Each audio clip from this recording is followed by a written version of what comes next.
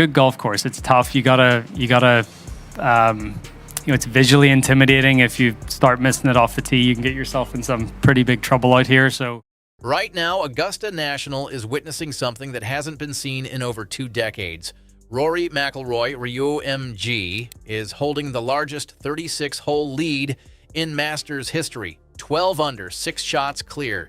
The man is not just defending a title, he is rewriting the record books in real time, just days after the golf world was buzzing with a completely different and urgent story about him. Because here's where it gets interesting.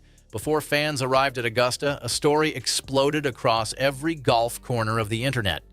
Rory McIlroy just walked away mid-round at the Texas Open, leaving spectators in what the headlines called total disbelief. Dramatic? Absolutely. The kind of headline that stops you cold without question. But what actually happened, the full, verified, layered truth behind this story, is far more revealing than any clickbait title could ever capture. And understanding it tells you everything about where McIlroy's head truly is right now.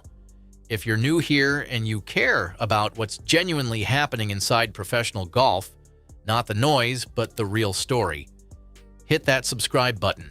Stay with us, because what we're about to unpack will completely change how you're watching this Masters weekend. So let's start with what actually ignited the story. March 7th, 2026, Bay Hill Club and Lodge, Orlando, Florida. The Arnold Palmer Invitational. Rory McIlroy had shot a 4 under 68 on Friday to move himself into the top 10.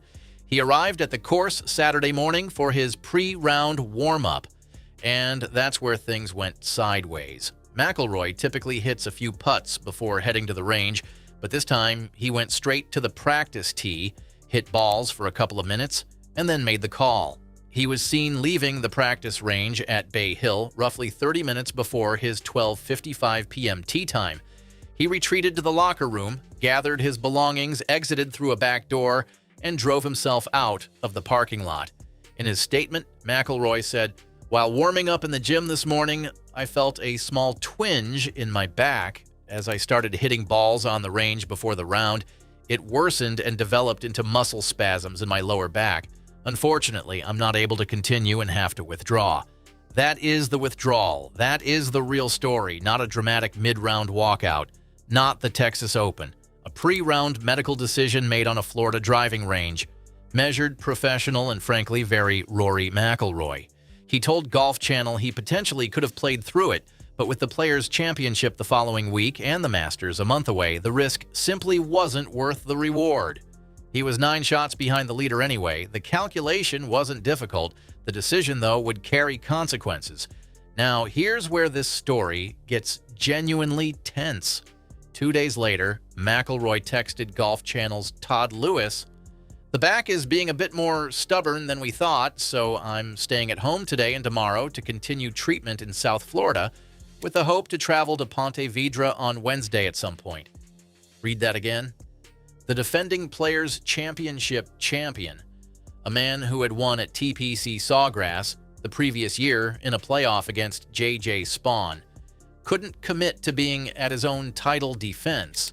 He was taking daily physiotherapy sessions, had not swung a driver since the injury, and was still uncertain whether his body would cooperate. When he finally arrived at TPC Sawgrass on Wednesday afternoon, McIlroy described his status plainly. "I'm taking it sort of hour by hour, but it feels better, that's all I can say. I couldn't stand to address the ball on Saturday morning on the range at Bay Hill, and it's obviously better than that." He didn't step foot on TPC Sawgrass until Wednesday afternoon and only hit a few dozen balls, never hitting a club longer than a 6-iron. No driver, no practice round, barely a warm-up by PGA Tour standards. He played the opening round, struggled with rust, particularly in his short game, and shot a 2 over 74. Got a little bit tired at the end of the day, he admitted. Just felt unbelievably rusty out there. He eventually made the cut on the number. McIlroy 2-putted from 31 feet on the par 5 ninth for a closing birdie to scrape through at 1 over, 1 shot inside the cut line. He finished the week at even par for the tournament, tied for 46th. For a two-time Players champion defending his title, that's a result that doesn't flatter. But finishing was the whole point. I'm happy I got through 4 days, and my body feels good, McIlroy told reporters after his final round. I feel like my game sort of progressively got a little bit better as the week went on. Even though the scores probably didn't reflect it, I feel like it was important to make the weekend here and play an extra couple of days. Then came the decision most people overlooked. McIlroy skipped the Valspar Championship the following week. He skipped the Valero Texas Open, the very tournament that ended up in that viral headline. The week after that, J.J. Spaun won the Texas Open with a birdie-eagle finish on a rain-soaked Sunday at TPC San Antonio. McIlroy was nowhere near San Antonio. He was at home building back toward Augusta quietly and deliberately. After a TGL playoff match in late March, McIlroy confirmed, "I think the Masters is going to be my next event." He also noted he was no longer taking painkillers and that the back wasn't an issue during the match. That 3-week gap between the Players and Augusta raised eyebrows. Would he arrive at Augusta rusty? Would the back hold up under the physical demands of Amen Corner? Would a defending champion who had barely played competitive golf in a month be able to handle the unique pressure of a Masters title defense? Augusta answered all of it on Thursday. McIlroy shot a 5-under 67 in round 1, co-leading with Sam Burns. He hit just 5 fairways and still shot 67, only the second player in the last 10 years to shoot that or better at the Masters while hitting 5 or fewer fairways. He played the par 5s brilliantly, made 3 consecutive birdies on holes 13, 14, and 15, and ground out every single up and down his erratic driving demanded. McIlroy described his mindset after the round. "I was nervous, I was anxious, just like I always am on that first tee. It's the first round of major season, the first round of the 16 most important rounds of the year. Yeah, I'm thankful that I felt the same as I always have."